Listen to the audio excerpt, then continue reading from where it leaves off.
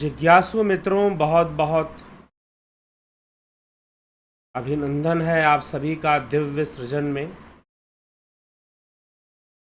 प्रत्येक दिवस की भांति आज भी हम यहाँ पर यह लाइव चर्चा का कार्यक्रम शुरू कर रहे हैं। और लाइव चर्चा का कार्यक्रम, जैसा कि आपको पता है, विदित है कि योग सूत्र पे चर्चा चल रही है। कल हमने चित्त विक्षेप पर चर्चा की। चित्त विक्षेप के ऊपर कल हमने चर्चा की थी। और आज जो हम चर्चा करेंगे वह है चित्त प्रसादन। चित्त विक्षेप के विपरीत कुछ ऐसी अवस्थाएं हैं, मन की कुछ ऐसी प्रतिक्रियाएं हैं जहां पर चित्त का विक्षेप होता है, विघ्न उत्पन्न होता है। लेकिन कुछ ऐसी अवस्थाएं भी होती हैं जो समर्थन करती हैं यदि योगी उनका विकास करे। चित्त को प्रसन्न रखने वाली, चित्त को शांत रखने वाली, चित्त को एकाग्र रखने वाली जो वृत्तियां हैं, यदि उनका विकास किया जाए, यदि उनकी वृद्धि की जाए, तो निश्चय ही बहुत लाभ होगा। योग मार्ग में बहुत ही लाभ उस योगी को प्राप्त होगा। तो वह चित्त को प्रसन्न करने वाली ऐसी कौन सी अभ्यास हैं, ऐसी कौन सी विचारधारा है जिससे कि चित्त एकाग्र हो, चित्त शांत। यहां प्रसादनम का अर्थ मात्र ये नहीं कि चित्त को प्रसन्न करना, मतलब कि चित्त की विश्रांति, चित्त की शांति रहे, चित्त हमारा शांत रहे। तो अत्यधिक क्लेश होने से चित्त शांत नहीं होगा। अत्यधिक राग द्वेष होने से चित्त कभी शांत नहीं हो सकता है। तो चित्त हमारा शांत रहे, इसके लिए क्या करना चाहिए, क्या उपाय बताया गया है? तो एक तो एकाग्रता का अभ्यास कि चित्त विक्षेप को दूर करने के लिए तत्प्रतिषेधार्थमेक तत्वाभ्यास, दूर करने के लिए एक तत्व का अभ्यास करना चाहिए, एक तत्व का ही ध्यान करना चाहिए, एकाग्रता का अभ्यास करना चाहिए। और मैत्री करुणा मुदितोपेक्षाणाम सुख दुख पुण्य पुण्य विषयाणाम भावना तश्चित्त प्रसादनम। यह चित्त प्रसादन है। कौन सा चित्त प्रसादन है? सुखी दुखी पुण्य आत्मा और पाप आत्मा, ये चार जिनके कर्म से विषय हैं। ये चार प्रकार के लोग हो सकते हैं, अपने कर्मों से हो सकते हैं। कोई सुखी है, कोई दुखी है, कोई पुण्य आत्मा है और कोई पाप आत्मा है। अब इन चारों के प्रति हम कैसी भावना रखें? मैत्री करुणा मुदितोपेक्षाणाम सुख दुख पुण्य पुण्य विषयाणाम भावना तश्चित्त प्रसादनम। भावना से चित्त प्रसादनम हो जाता है। जो सुखी व्यक्ति है उसके प्रति कैसा भाव रखना चाहिए? जो हमें सुखी दिखाई दे रहा है, जो हमें सुखी दिखाई दे रहा है, हमें उसके जीवन में कोई बहुत समस्या नजर नहीं आ रही है, जो सुखी दिखाई दे रहा है, उसके प्रति कैसी भावना होनी चाहिए? उसके प्रति मित्रता की भावना होनी चाहिए। लेकिन कई बार मनुष्य दूसरे लोगों को सुखी देखकर ईर्ष्या की भावना करता है, दुखी होता है कि फलाना व्यक्ति सुखी क्यों, दुखी क्यों। तो जो सुखी लोग हैं उनके प्रति मित्रता की भावना होनी चाहिए, और जो दुखी हैं मैत्रिक कर करुणा, करुणा और जो दुखी हैं उनके प्रति दया का भाव, करुणा का भाव होना चाहिए। जो सुखी हैं उनके प्रति मित्रता का भाव, जो दुखी हैं उनके प्रति करुणा का भाव, जो पुण्य आत्मा है उनके प्रति प्रसन्नता का भाव, और जो पापात्मा है, पापात्मा कहने का मतलब जो पाप में लिप्त है, उनके प्रति उपेक्षा का भाव होना चाहिए। जो सुखी व्यक्ति है उसके प्रति मित्रता का भाव रखिए, जो दुखी है उसके प्रति करुणा का भाव रखिए, दया का भाव रखिए, और जो पुण्य आत्मा है उसके प्रति प्रसन्न होइए कि वो पुण्य कमा रहा है, और जो पाप कमा रहा है, जो पाप कर्म में लिप्त है, उसके प्रति उपेक्षा, मतलब इग्नोर कीजिए उसको। ज़्यादा उसके साथ उलझने की जरूरत नहीं है, ज़्यादा उसके बारे में सोचने की जरूरत नहीं है, ज़्यादा उसके बारे में चिंतन करने की जरूरत नहीं है। और ऐसी भावना से चित्त स्वच्छ होता है। चित्त प्रसादनम, चित्त प्रसादनम का अर्थ क्या है? चित्त प्रसादनम मतलब चित्त स्वच्छ होता है। हमें समाज में तरह तरह के लोगों के प्रति कैसे कैसी भावनाएं रखनी चाहिए, क्योंकि तरह तरह की भावनाएं ही चित्त विक्षेप बनती हैं। कई बार हमें दूसरों का सुख देखकर ईर्ष्या मन में उत्पन्न हो जाए, कई बार किसी के पाप कर्म को देखकर घृणा मन में उत्पन्न हो जाए, उसके प्रति घृणा हो जाए, और कई बार किसी के पुण्य को देखकर हमें ना अच्छा लगे, ये बड़ा आया पुण्य करने वाला, ईर्ष्या भाव फिर से आ जाए। और कई बार किसी के दुख को देखकर हम उसका उपहास कर दें कि देखो कैसे दुखी है। तो ऐसी भावना नहीं रखनी चाहिए। सुखी के प्रति मित्रता का भाव, दुखी के प्रति करुणा का भाव, पुण्य आत्मा के प्रति प्रसन्नता का भाव, और पाप आत्मा के प्रति कौन सा भाव? उपेक्षा का भाव। तो मित्रता, दया, प्रसन्नता और उपेक्षा का भाव सुखी, दुखी, पुण्य आत्मा और पापात्मा, इन लोगों के प्रति रखना चाहिए। और ऐसा करने से चित्त शुद्ध रहता है। चित्त प्रसादनम, यह भी एक उपाय है चित्त को स्वच्छ करने का। प्रसादन मतलब क्या है? चित्त का स्वच्छ होना, चित्त का स्वच्छ होना, चित्त में विक्षेप ना होना, चित्त का स्वच्छ होना। समाज में ऐसे लोगों के प्रति ऐसी भावना रखनी चाहिए। और अब एक अभ्यास चित्त को स्वच्छ रखने के लिए, कौन सा अभ्यास? तो महर्षि पतंजलि कहते हैं कि प्रच्छर्दन विधारणाभ्याम व प्राणस्य, अर्थात प्राणवायु को बारंबार बाहर निकालना, रोकना और फिर छोड़ना, इसका अभ्यास करना चाहिए। प्राणवायु को बाहर निकालने और रोकने का अभ्यास करना चाहिए, अर्थात नाड़ी शोधन क्रिया, कि आप प्राण लीजिए, प्राणवायु लीजिए, श्वास भरिए, रोकिए, उसे बाहर निकाल दीजिए। कुछ देर रोककर यथासंभव जहां तक आप रोक सकते हैं वहां तक रोकिए और फिर उसको बाहर निकाल दीजिए। इस तरह से आप प्राणायाम का अभ्यास कीजिए, आप नाड़ी शोधन क्रिया कीजिए, कुंभक का अभ्यास कीजिए। यद्यपि यहां पर कुंभक शब्द का प्रयोग नहीं है, लेकिन वही प्राण कर्म करने की बात कही जा रही है कि आप प्राण का अभ्यास कीजिए। प्राणस्य वा प्राणस्य प्रच्छर्दन विधारणाभ्याम, बारंबार बाहर निकालने और रोकने का अभ्यास, प्राणों का अभ्यास कीजिए। इससे भी आपका चित्त शांत रहेगा, चित्त स्वच्छ रहेगा, बहुत प्रतिक्रिया नहीं देगा। तो अभ्यास करना पड़ेगा। यदि चित्त विक्षेप की समस्या है तो अभ्यास करना पड़ेगा। अभ्यास करने से यह चित्त विक्षेप की समस्या दूर हो जाएगी और चित्त प्रसादनम की उपलब्धि हो जाएगी।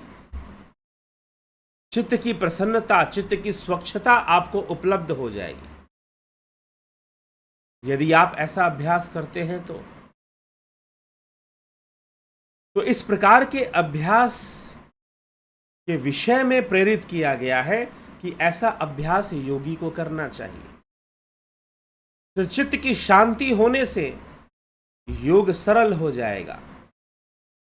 चित्त की शांति होने से योग सरल हो जाएगा।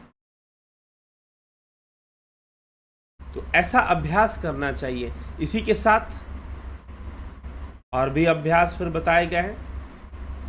ये अभ्यास तो बताया ही गया कि आप प्राणायाम का अभ्यास कीजिए, लेकिन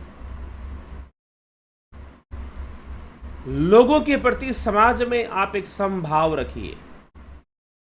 सुखी के प्रति मित्रता का भाव रखिए, दुखी के प्रति दया का भाव रखिए। कहने का मतलब एक समभाव रखिए, बहुत व्यथित मत रहिए आप। ठीक।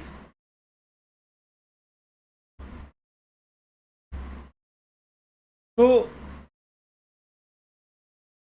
व्यथित मत होइए, परेशान मत होइए, और संसार को देखकर बहुत विक्षिप्त होने की आवश्यकता नहीं। क्षिप्त, विक्षिप्त, मूढ़, ऐसी जो अवस्थाएं बताई गई हैं एकाग्रता की, चित्त की भूमियां, चित्त भूमि कहते इसको, उनमें मत फंसिए। तो चित्त विक्षेप तो आएगा ही। जब आप विक्षिप्त अवस्था में रहेंगे तो चित्त विक्षेप आएगा, क्षिप्त में भी आएगा, मूढ़ में भी तो साधना ही संभव नहीं। मूढ़ भूमि में तो साधना ही संभव नहीं है, क्षिप्त में भी नहीं है। विक्षिप्त से हो सकता है, लेकिन योगी अगर एकाग्र अवस्था को ना प्राप्त करे, एकाग्र भूमि को ना प्राप्त करे, तो समस्या आएगी, चित्त विक्षेप आएगा। इसलिए वो आगे बढ़े और एकाग्र भूमि को प्राप्त करे और संसार के प्रति इस प्रकार का एक समभाव रखे, एक सरल भाव रखे, और फिर प्रच्छर्दन विधारणाभ्याम व प्राणस्य, अर्थात प्राणों के रेचक, पूरक आदि करने से चित्त एकाग्र होता है। उदरस्थ वायु को, उदर में जो वायु है, नासिका के दोनों छिद्रों द्वारा विशेष प्रयत्न से बाहर निकालने को प्रच्छर्दन कहते हैं। विधारणम प्राणायाम, बाहर के वायु को अंदर धारण करना अर्थात रोकना प्राणायाम कहलाता है। ताभ्याम व मनसः स्थितिम संपादयेत, अथवा इन दोनों के द्वारा मन की स्थिति का संपादन होता है। तो श्वासों के साथ मन की स्थिति का बहुत गहरा संबंध है, इसीलिए प्राणायाम का अभ्यास करना चाहिए। तो महर्षि पतंजलि फिर प्राणायाम का अभ्यास बतलाते हैं। फिर आगे कहते हैं कि विषयवती व प्रवृत्ति रुत्पन्ना मनसः स्थिति निबंधनी। क्या अर्थ है? यह भी एक प्रसादनम का एक उपाय है, चित्त को साफ करने का, चित्त को स्वच्छ रखने का, कि विषयवती, विषयों में किसी प्रकार की रति ना हो। ठीक, विषयों में किसी प्रकार का लगाव ना रहे। कैसे संभव है? किस प्रकार से होगा? तो विषयवती, ये पूरा जो सूत्र है वो कुछ विशेष हमें समझा रहा है। जिन सब समाधियों में अलौकिक इंद्रिय विषयों की अनुभूति होती है, वे मन की स्थिति के कारण ही होती है। इंद्रिय विषयों की अनुभूति मतलब इंद्रिय विषयों से क्या अनुभव होता है? तन्मात्राओं की अनुभूति होती है। त्वचा से स्पर्श का, जिह्वा से रस का, कर्ण से शब्द का, नासिका से गंध का, और नेत्रों से रूप का। यही तो हमारे अनुभव में आते हैं, इन्हीं की अनुभूतियां होती हैं। तो एक अभ्यास करना चाहिए, संवेदनाओं को दृष्टा भाव से देखना चाहिए। अनेकों संवेदनाएं उत्पन्न होती हैं। विषयवती मतलब अनेकों संवेदनाएं इंद्रियों से संबंध बनाकर उत्पन्न होती हैं। आप वस्तु का ध्यान मत करिए, बस उस वस्तु का जो विषय मतलब उसकी जो तन्मात्रा है उस पर थोड़ा ध्यान दीजिए, संवेदनाओं पर ध्यान दीजिए आप। विपश्यना की साधना इस प्रकार से की जाती है। ठीक है, नासिका के अग्रभाग में ध्यान करते हुए इसको जो सूक्ष्म गंध का ज्ञान होता है वह गंध प्रवृत्ति कहलाती है।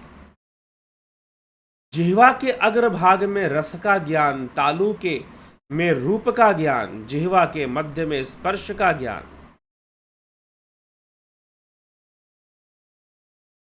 त्वचा में स्पर्श का ज्ञान, इस प्रकार यह प्रवृत्तियां उत्पन्न चित्त की स्थिति को बांधती हैं, संशय को नाश करती हैं। एक तरीका है इन संवेदनाओं को ग्रहण करने का। यहां पर विषयावती का यही अर्थ है।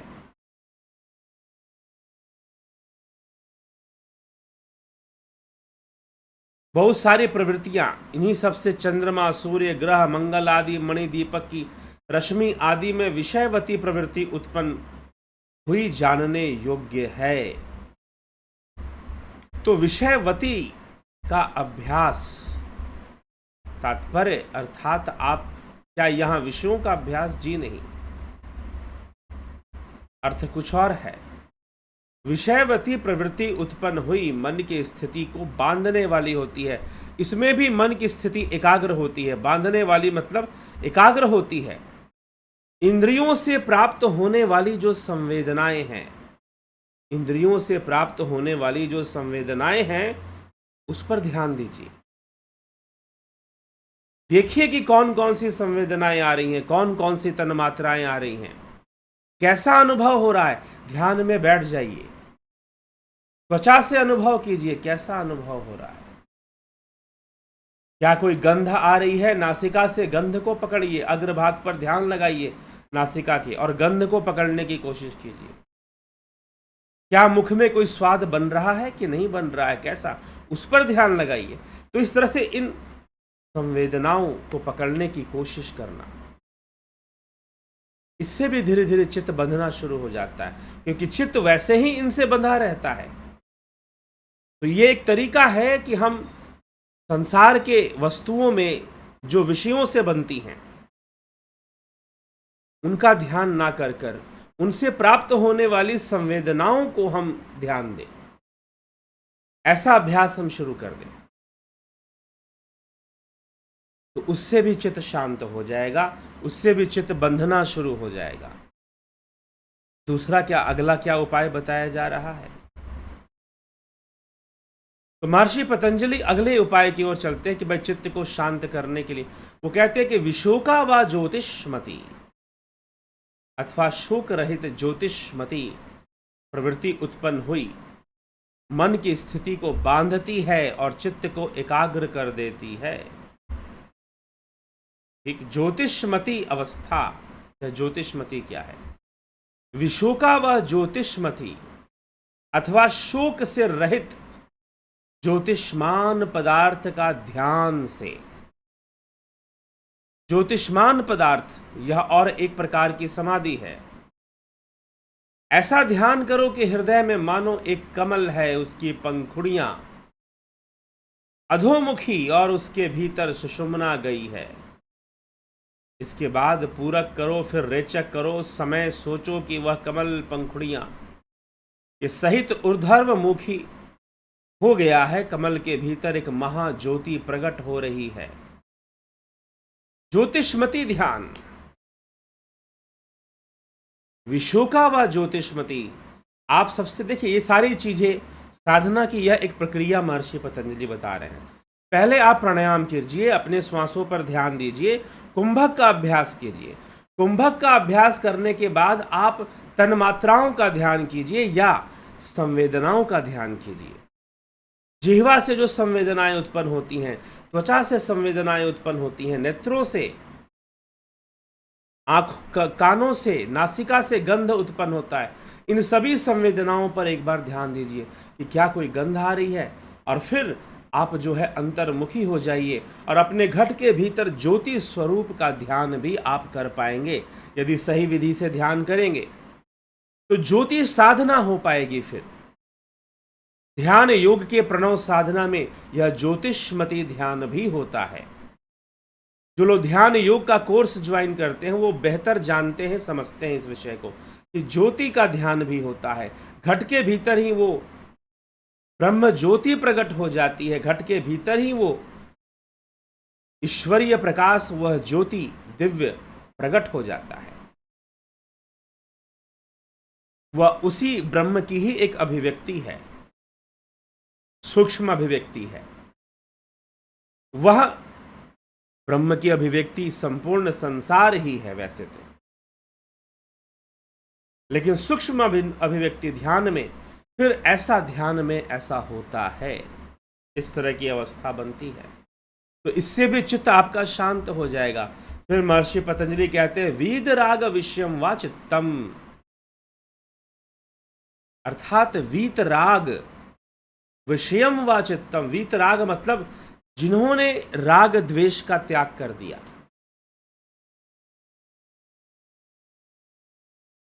अथवा जिस हृदय में इंद्रिय विषयों के प्रति समस्त आसक्ति छोड़ दी। वीत राग विषयम, जिन्होंने राग विषय का त्याग कर दिया, ऐसे विषयों का चिंतन करो जो वीतरागी हो, या फिर ऐसे किसी महापुरुष का चिंतन कर लो जो वीतरागी हो। अगर यहां पर किसी महापुरुष का चिंतन करने के लिए वैसे नहीं लिखा जा रहा है वीतराग विषयम वा चित्तम। वीतराग से संबंधित जो विषय है या ग्रंथ का चिंतन कर लो। अगर मन शांत नहीं हो रहा है तो यह भी कार्य कर सकते हो। प्राणायाम करके भी अगर मन शांत नहीं हो रहा है, प्राणायाम करके भी मन शांत नहीं हो रहा, ज्योतिषमति ध्यान करके भी नहीं, तो वीतराग विषयम। वीतराग विषय क्या है? वैराग्यपूर्ण विषय, जहां कोई राग नहीं है, जो राग रहित चित्त है, उसका जो विषय। योग सूत्र का ध्यान कर लो, अर्थात चिंतन करो, बैठ जाओ। योग सूत्र में कौन कौन सी बातें बताई गई हैं? योग सूत्र में गंभीर बातें बताई गई हैं, आनंद देने वाली बातें बताई गई हैं, चित्त को शांत करने वाली बातें बताई गई हैं। तो वीतराग, यह योग सूत्र का ध्यान भी वीतराग विषय होगा। श्रीमद् भगवद गीता के श्लोकों का ध्यान कर लो, कृष्ण क्या उपदेश दे रहे हैं वैराग्य के विषय में, उससे भी चित्त शांत होगा। तो वीतराग विषयम, जो वीतराग विषय है, अर्थात राग रहित चित्त का विषय करने से योगी का चित्त एकाग्रता को प्राप्त करता है। तो वीतराग विषयों का चिंतन करने से, ऐसे विषयों का चिंतन जिनमें राग नहीं है, वो क्या क्या हो सकता है? किसी ऋषि मुनि, किसी सिद्ध पुरुष, किसी योगी महात्मा का हम अगर ध्यान करें,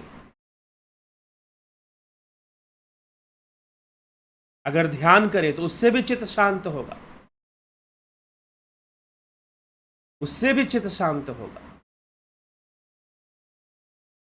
और नहीं तो हम शास्त्रों का ही ध्यान करें, वह भी वीतरागी विषय। योग वासिष्ठ में बहुत सारी वैराग्य की बातें लिखी हुई हैं, उनका हम ध्यान करें। भज गोविंदम स्त्रोत हमने सुना है, हम ध्यान करें कि कौन कौन सी बातें आदि गुरु शंकराचार्य समझा रहे हैं।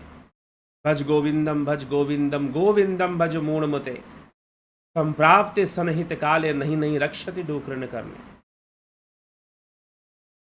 भज गोविंदम स्त्रोत का आप चिंतन करना शुरू कर दीजिए, वीतराग विषय कहलाएगा।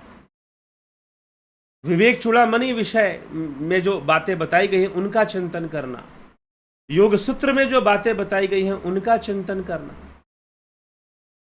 तो शास्त्रों के विषयों का चिंतन करना, या किसी महापुरुष जो वैरागी हुए हैं, ऐसे किसी महापुरुष का चिंतन करने से भी वीतराग विषय ही माना जाएगा, उसे भी वीतराग विषय माना जाएगा। तो चित्त को शांत करना और चित्त वृत्तियों के निरोध करने हेतु महर्षि पतंजलि ऐसे अनेक उपाय यहां पर दे रहे हैं, जिससे कि चित्त प्रसादनम, अर्थात चित्त की स्वच्छता हो जाए। चित्त की स्वच्छता हो जाए, महर्षि पतंजलि ऐसे विषयों को बता रहे हैं कि जिससे चित्त की स्वच्छता हो जाए। तो उन्होंने कहा कि पहले तो इस संसार में लोगों के प्रति कैसी भावना, सुखी के प्रति मित्रता पूर्ण भावना रखो, दुखी के प्रति करुणामयी भावना रखो, पुण्य के प्रति, पुण्यात्मा के प्रति, पुण्य कर्मा के प्रति, पुण्य कर्म करने वाला पुण्य कर्मा के प्रति प्रसन्नता का भाव रखो, और पाप कर्मा के प्रति, पाप कर्म करने वाले के प्रति उपेक्षा का भाव रखो। उपेक्षा, क्योंकि जैसी घृणा का भाव रखोगे तो उससे भी विक्षेप होगा। ऐसी भावना पहले रखो, चित्त तुम्हारा शांत रहेगा, और उसके बाद एक तत्व का अभ्यास करो, उससे भी चित्त शांत होगा, चित्त विक्षेपों का समाधान मिलना शुरू हो जाएगा। फिर प्राणायाम का अभ्यास करो, तुम्हारा चित्त शांत होगा। प्राणायाम के बाद तुम तन्मात्राओं का ध्यान, संवेदनाओं का ध्यान करो, तुम्हारा चित्त उससे भी बंधन में आना शुरू हो जाएगा। और उसके बाद नहीं तो तुम क्या करना है, वीतराग विषयम, वीतराग विषय जो है अर्थात जो वैरागी विषय हैं, या फिर जो वीतराग विषय हुआ करते हैं जिनमें राग द्वेष, ऐसे विषयों का चिंतन जिनमें राग द्वेष नहीं होता, ऐसे विषयों का चिंतन करो जिनमें राग द्वेष नहीं होता, ऐसे विषयों का चिंतन करो जिनमें राग द्वेष नहीं होता। अब ऐसे विषय क्या हो सकते हैं? शांत समंदर का चिंतन करो ना, सागर की विशालता का चिंतन करो, यह भी वीतराग विषय होगा। खुले आकाश का चिंतन करो, कोई बादल नहीं है, खुला आकाश है, यह भी वीतराग विषय होगा। किसी साधु संत महापुरुष का चिंतन करो, चिंतन करो कि स्वयं महर्षि पतंजलि का चिंतन कर लो, गुरु गोरखनाथ, गुरु आदि गुरु शंकराचार्य, रामकृष्ण परमहंस, ऐसे वीतरागी महापुरुषों का चिंतन कर लो, यह भी वीतराग विषय कहलाएगा। नहीं तो शास्त्र वाक्यों का चिंतन करो, चिंतन करो अहम ब्रह्मास्मि का, चिंतन करो सर्व खलविदम ब्रह्म, वेदांत वाक्यों का चिंतन करो, योग वाक्यों का चिंतन करो, योगश्चित्त वृत्ति निरोधा, योगश्चित्त वृत्ति निरोधा तदा दृष्टु स्वरूपे अवस्थानाम, स्वरूप की प्राप्ति मुझे करनी है। चिंतन करो, शास्त्र वाक्यों का चिंतन करो, वह भी वीतराग विषय ही होगा। तो ऐसा चिंतन प्रक्रिया से भी चित्त शांत होगा, करके देख लेना, चित्त का बहुत ज्यादा भागना वगना बंद हो जाएगा। एक और क्रिया महर्षि पतंजलि बताते हैं चित्त को शांत करने का, निद्रा का चिंतन करो। निद्रा में जो ज्ञान होता है, निद्रा में ज्ञान मतलब निद्रा अनुभूति, तो निद्रा की जो अनुभूति होती है उसका भी चिंतन करो, क्योंकि उस समय भी चित्त के विक्षेप काम नहीं करते। जब आप बिल्कुल सो जाते हो, गहरी नींद में होते हो, तो कैसा अनुभव हो रहा होता है। जब आप बिल्कुल गहरी नींद में होते हो तो उसका चिंतन शुरू कर दो, उससे भी चित्त शांत हो जाएगा।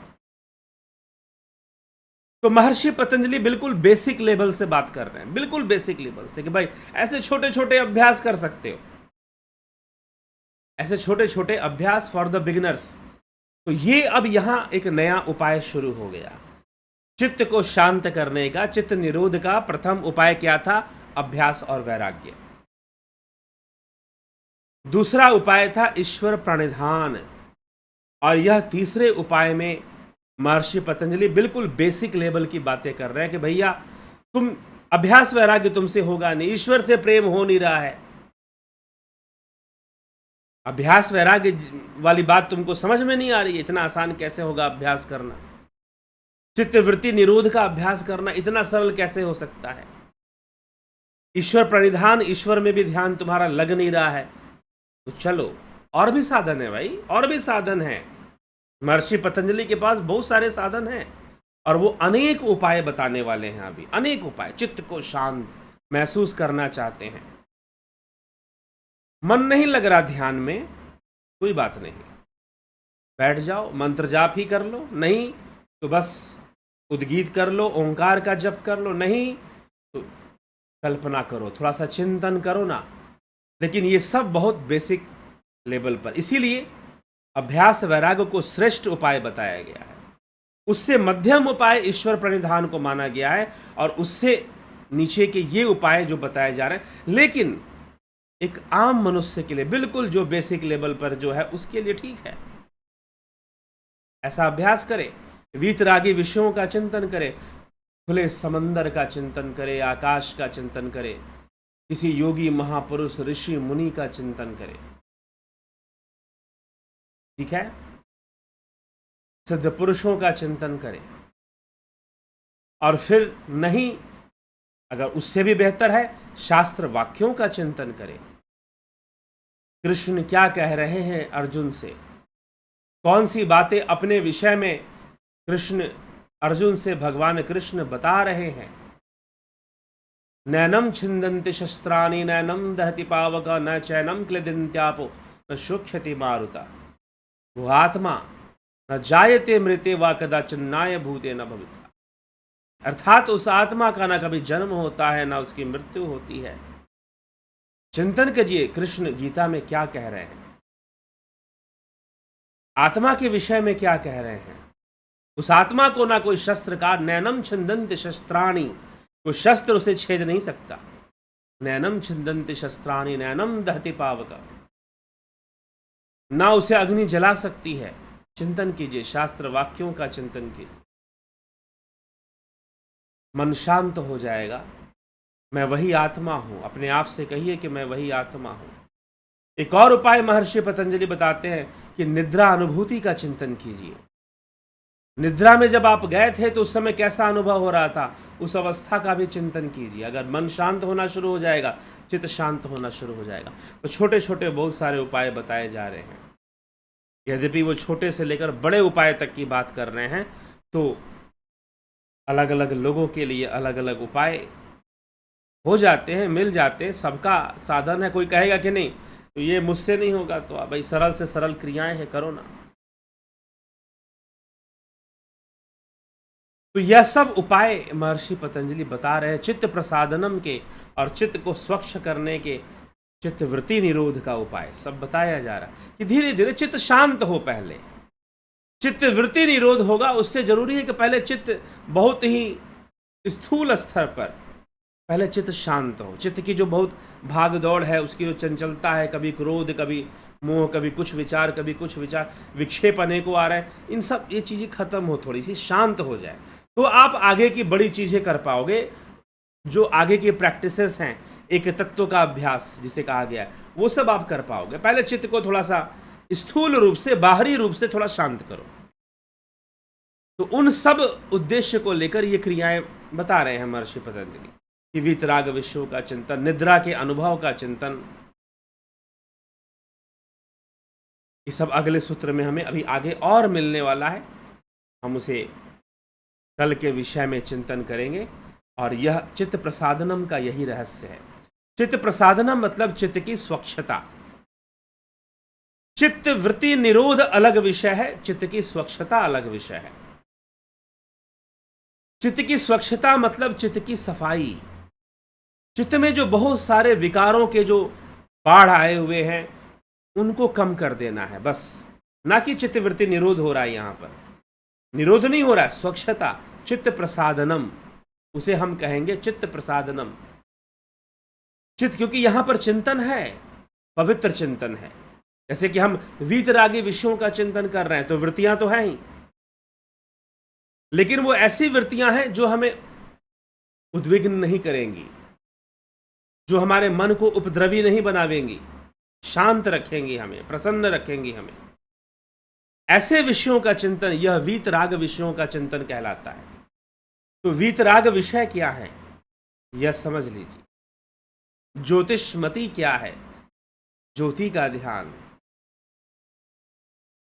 उसका चिंतन, वह भी चिंतन के अंतर्गत आएगा, क्योंकि ज्योति का ध्यान भी वृत्ति संपन्न है, वहां वृत्ति का निरोध नहीं हो रहा है।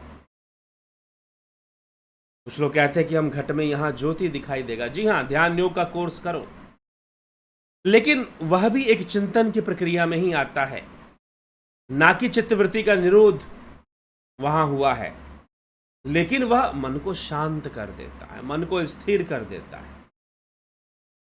बस इतनी सी थोड़ी सी स्थिरता, स्वच्छता, बस यही चित्त प्रसादनम है। चित्तवृत्ति निरोध नहीं है, ये चित्त प्रसादनम है। हाँ, ये चित्तवृत्ति निरोध में सहायक है। घट के भीतर ज्योति का ध्यान चित्तवृत्ति निरोध में सहायक है। वीतराग विषयों का चिंतन करना, यह भी चित्तवृत्ति निरोध में सहायक जरूर है। इसीलिए ये करने के लिए कहा जा रहा है कि चित्त प्रसादनम, चित्त की स्वच्छता के लिए कुछ कार्य करिए। आप चित्तवृत्ति निरोध नहीं कर पाएंगे, अभ्यास वैराग्य नहीं कर पाएंगे, ईश्वर प्रणिधान नहीं कर पाएंगे, तो ये काम करिए ना, यहां से शुरू कीजिए, युग शुरू हो जाएगा आपका। सद्भावना रखिए, सुखी के प्रति मित्रता पूर्व भाव रखिए, दुखी के प्रति करुणापूर्ण भाव रखिए, पुण्य कर्मा के प्रति प्रसन्नता का भाव और पाप कर्मा के प्रति उपेक्षा का भाव रखिए। इससे भी आपका चित्त साफ रहेगा, स्वच्छ रहेगा, बहुत ज्यादा भटकेगा नहीं इधर उधर, बहुत तर्क वितर्क नहीं करेगा। तो ये चित्त प्रसादनम के नाम से ये 4 चीजें जानी जाती हैं। सुखी के लिए मित्रता का भाव, दुखी के लिए करुणा का भाव, पुण्य कर्मा के लिए प्रसन्नता का भाव, पाप कर्मा के लिए मोक्ष का, क्षमा करें, उपेक्षा का भाव। इससे भी चित्त स्वच्छ रहेगा, शांत रहेगा, बहुत ज्यादा उद्विग्न नहीं होगा, बहुत ज्यादा चंचल नहीं होगा। चित्त की चंचलता ही योग ऋषि वशिष्ठ क्या कहते हैं, योग वासिष्ठ में आता है कि चित्त की चंचलता ही द्वैत है और चित्त की एकाग्रता ही अद्वैत है। योग वासिष्ठ अनेकों योग रहस्यों से भरा हुआ ग्रंथ है, जरूर उस पर चर्चा होगी आने वाले समय में। योग परंपरा पे हम चर्चा कर रहे हैं, योग के सारे ग्रंथों को हम ले रहे हैं, तो निश्चय ही योग वासिष्ठ भी कहाँ छूटेगा, उस पर भी चर्चा जरूर आएगी, पूरा सीरीज आएगा योग वासिष्ठ के ऊपर भी। जुड़े रहें, आप बने रहें। और ध्यान योग जो करना चाहते हैं वो संपर्क कर लें। ध्यान योग का कोर्स जल्द ही शुरू, 20 अक्टूबर से शुरू होगा, जल्द नहीं, आप ज्वाइन कर सकते हैं। ध्यान योग के कोर्स को आप ज्वाइन कर सकते हैं, 20 अक्टूबर से शुरू होगा। तो ज्वाइन आप कहाँ पे करेंगे, प्रश्न ये है कि आप ज्वाइन कहाँ करेंगे भाई।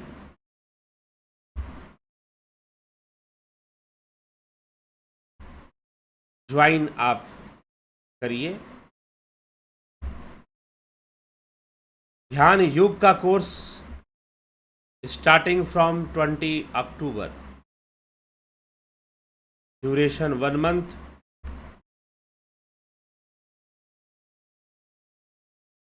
Guided meditation, transcendental meditation, spiritual healing. Jupiter और सन मेंबरशिप आप ज्वाइन कर सकते हैं और कॉन्टैक्ट नंबर दिया हुआ है 9661802459। इस पर आप संपर्क करके सारी जानकारी प्राप्त कर सकते हैं कि कैसे इस कोर्स को ज्वाइन करना है। इस पर संपर्क करके आप इससे संबंधित सारी जानकारी प्राप्त कर सकते हैं। तो जिनको ज्वाइन करना है जरूर संपर्क करें और इसका पूरा लाभ उठाएं। चलिए इसी के साथ हम इस कार्यक्रम को समापन की ओर ले जाएं।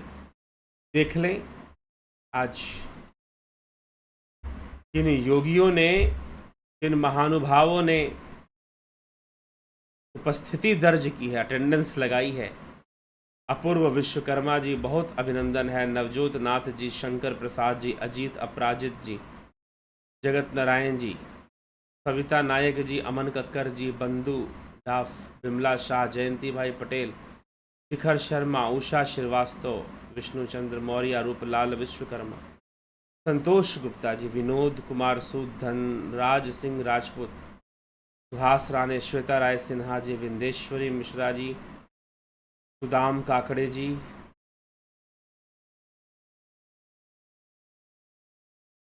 हरीश डंगवाल जी, रतन सिंह, राजू पाल, कमलेश खैरनर जी, दीपक नागरे जी, पंकज सोनी, घनश्याम सरोदे, योगेंद्र पंडित जी, बहुत अभिनंदन है। श्री भगवान शर्मा, राम लखन राजपूत, सुशांत दास, उत्कर्ष तिवारी, नरसाराम, पीकू कुचाड़िया, हीरा राम गहलोत जी, नवजोत नाथ जी, हाँ सर मैंने ऑनलाइन मेडिटेशन कोर्स ज्वाइन किया था ट्रांसेंडेंटल। नवजोत नाथ जी, ये गलत जगह पर आप ये बात लिख रहे हैं। सारी प्रक्रिया समझाई गई है और आपने अकेले ज्वाइन नहीं किया है, कई लोगों ने ज्वाइन किया है। इसके लिए आपको चैनल पर हाइड किया जाएगा। गलत जगह पे गलत बात नहीं लिखनी चाहिए, ठीक है। आपके पास दूसरा चीज है और लोगों को बताया जा चुका है। और ये प्रश्न सिर्फ आप ही कर रहे हैं, जिन्होंने कोर्स ज्वाइन किया है सब नहीं कर रहे हैं,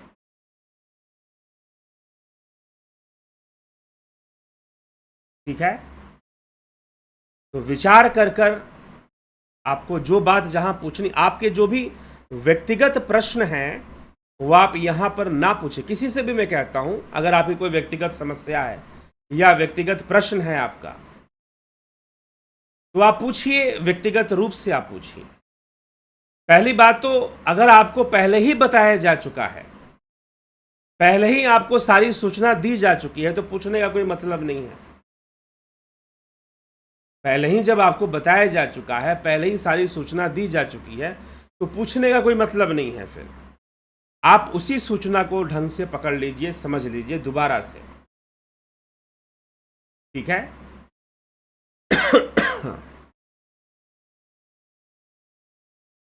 तो ये समझने की आवश्यकता है,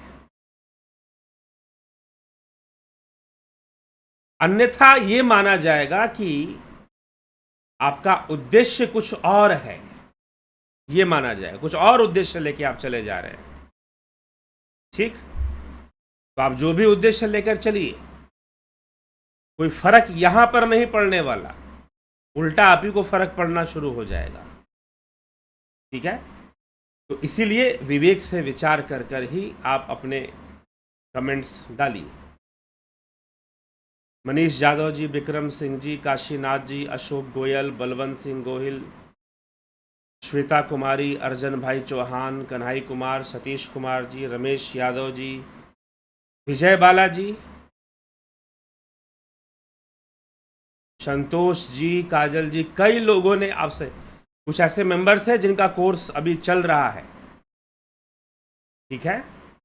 कोर्स से संबंधित जो भी प्रश्न करना है, या तो लाइव सेशन में करना है, या तो आपको यहां पर, ये लाइव चर्चा नहीं, लाइव सेशन, जो कोर्स का लाइव सेशन होता है वहां पर आप प्रश्न करेंगे। कि लाइव चर्चा में कोर्स रिलेटेड कोई प्रश्न नहीं करता, ना आज तक किसी ने किया है। अवधेश कुमार, प्रथमेश जी, गणेश पवार, राजेश भाई मकवाना, अखिलेश टेलीकॉम, उदय शंकर, सीताराम माली, पवन कुमार गुप्ता, राकेश गुप्ता, योगेंद्र सलोना, संजय गौतम, राजकुमार प्रजापति, पिसलाल बहादुर सिंह, संजीव कुंवर सिंह। प्राकृतिक चिकित्सा का कोर्स वो भी 20 अक्टूबर से शुरू होगा। प्राकृतिक चिकित्सा का कोर्स भी 20 अक्टूबर से ही शुरू होगा। पानवीर गिरवार जी, नमस्ते Acharya ji, let me thank you for the excellent and outstanding explanation you are giving. Please will you comment why Sri Krishna laid a great emphasis on being yogi? Because being yogi is keeping yourself in balance state. योग का उद्देश्य है गुणों का संतुलन, रजोगुण, तमोगुण, सतोगुण, इनका संतुलन होना। इसलिए 3 गुणों की चर्चा भगवान कृष्ण ने बहुत की है। तीन गुणों की चर्चा भगवान कृष्ण ने बहुत की है। तो तीन गुणों की जो चर्चा है भगवान कृष्ण ने की है, क्योंकि तीन गुणों का संतुलन होने से ही योग होता है। योग का मतलब है अपने आप को संतुलित कीजिए, आप बैलेंस कीजिए आप। और अर्जुन अपना संतुलन खो चुका है, अर्जुन अपना संतुलन खो चुका है, तो कृष्ण उसे योगी बनने के लिए कहते हैं कि तुम योगी बन जाओ, संतुलन के विज्ञान को समझो और स्वयं को संतुलित करो, स्वयं को बैलेंस स्टेट में रखना सीखो। यह जो है उपदेश कृष्ण का उपदेश है। इसलिए कृष्ण योगी बनने के लिए तस्माद योगी भवार्जुना, अर्जुन तो योगी बन जा, ऐसा उपदेश करते। नाइस क्वेश्चन, अच्छा प्रश्न है। तो ये हमें समझना है इस तथ्य को, और समझकर हमें चलना है। और ध्यान योग का कोर्स, उसका लाभ उठाना चाहते हैं तो वह कोर्स फिर से 20 अक्टूबर से शुरू हो जाएगा। आप सभी जो ज्वाइन करना चाहते हैं दिए हुए नंबर पर आप संपर्क करके ज्वाइन कर सकते हैं, डिटेल्स प्राप्त कर सकते हैं। कई लोगों ने संपर्क किया है, पहले से संपर्क जिन्होंने किया है उनको भी डिटेल मिल जाएंगे, आप चिंता ना करें। कई लोगों ने संपर्क करके रखा हुआ है कि हाँ हमको डिटेल चाहिए, तो आपको डिटेल जरूर मिल जाएगा। फिर आप उस डिटेल में जैसी भी चीजें ज्वाइन करने की प्रक्रिया बताई गई होगी आपको उसके अनुसार ज्वाइन करना है।